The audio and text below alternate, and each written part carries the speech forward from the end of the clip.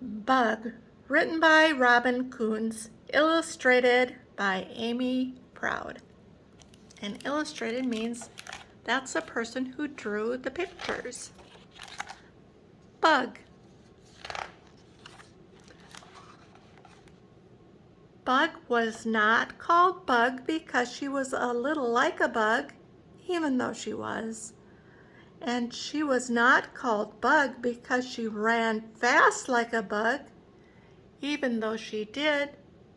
Bug was called Bug because she loved every winging, singing, crawling, biting, stinking, slinking, stinging bug there was. Bug liked to draw bugs more than do anything else in the world, especially math. When Mrs. Muskie talked to the class about math, Bug doodled bugs in her sketchbook and stared out the window. She couldn't wait to race outside to the open field and look for new bugs to draw. Mrs. Muskie shook her head, whooshing her cloud of curly hair. Bug, you must spend less time doodling and more time on math. One day, Mrs. Muskie made an announcement to the class. If everyone does well on the big math test tomorrow, we'll plan a trip to the Science Museum. Mrs. Muskie smiled. Bug frowned. And the Science Museum had an exhibit called the New Bugorama. Bug's friend Jasper was the only kid in class who would walk home with her. He didn't mind when she shoved some new kind of insect in his face. You'll have to pass the big math test, said Jasper. You've always wanted to go to that awesome bug room at the Science Museum. Bug sighed. I'll do my best. Walk the rest of the way home without me. I have to spend time on math.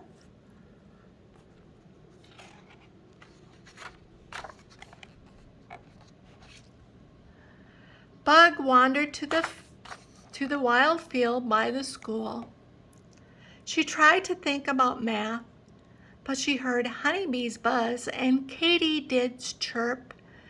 Gnats tickled Bug's nose and dragonflies fanned her face. A butterfly landed on a flower. Bug doodled it in her sketchbook. She drew spots on the butterfly's wings. Then Bug shook her head. I must spend less time doodling and more time on math.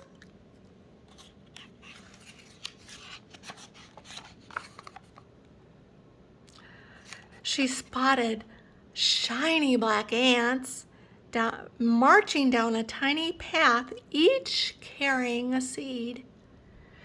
Bug couldn't help herself. She doodled the busy ants. Suddenly, a beetle crashed through the parade of ants.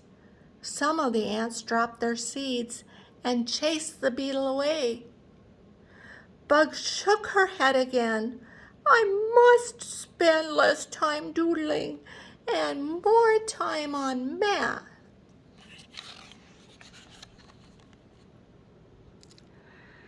Bug spotted a cluster of crickets on a rotting log. They were huddled in two small groups. She turned a page in her sketchbook and doodled the crickets. Then Bug shook her head again. I must spend less time doodling and more time on math. She read over her math homework, but it still didn't make any sense. Bug sighed. Then she looked at her doodles.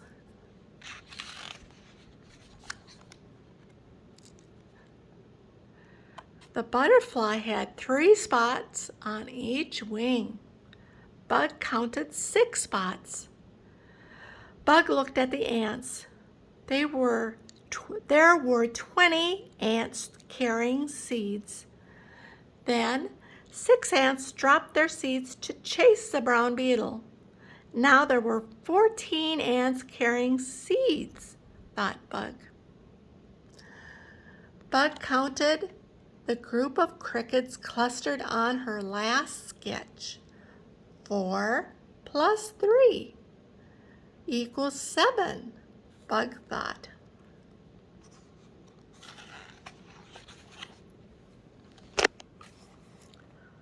Bug squealed. That's math! I'm doing math!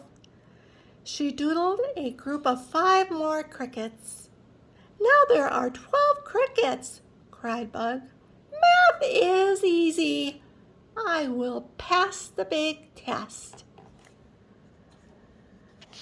Bug remembered reading somewhere that crickets brought good luck. She scooped up a handful and released them inside her lunchbox. As she hurried home, she whispered to them, I'll bring you right back here after the test tomorrow.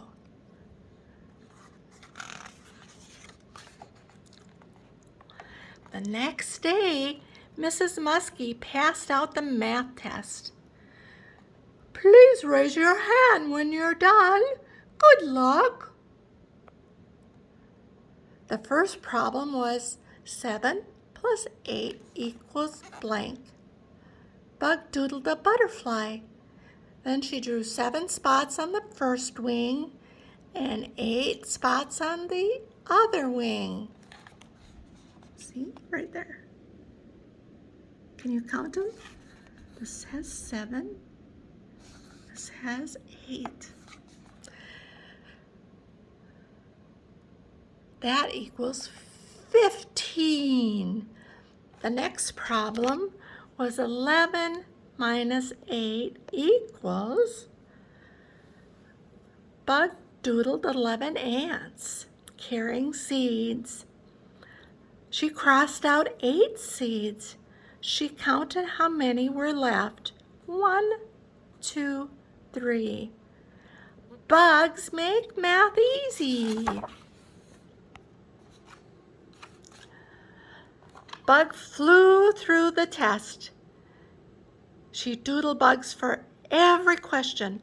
At last, Bug got to the bonus question. Bug had never tried the bonus question. Now was her big chance. 6 minus 4 plus 7 minus 6 equals, and it says, show your thinking. All those numbers, so many numbers. Bug needed help. There's the bonus question right there.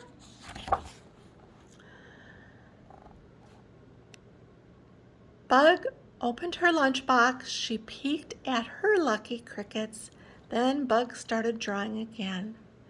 She doodled 6 crickets and crossed out 4. She doodled 7 more crickets next to the remaining ones. Then she crossed out 6. Bug counted the bugs that were left. She did the math. 6 minus 4 plus 7 minus 6 equals 3. She wrote her answer and raised her hand. Mrs. Muskie walked to Bug's desk and picked up her test paper. The lunchbox chirped. Bug looked down just as all the crickets leaped up out of her lunchbox and into Mrs. Muskie's cloud of hair. Mrs. Muskie screamed and waved her arms. Get them off! Get them off!